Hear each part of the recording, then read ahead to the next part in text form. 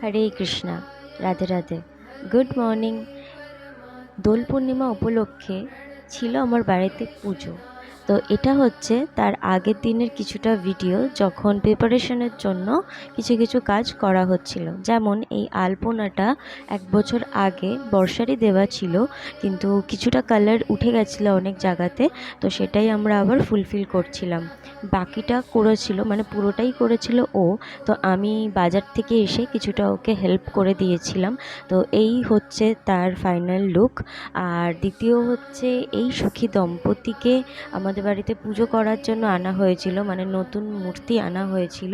তো তাদের অঙ্গরাগ অনেকটা উঠে গেছিলো, ঠিকঠাক ছিল না।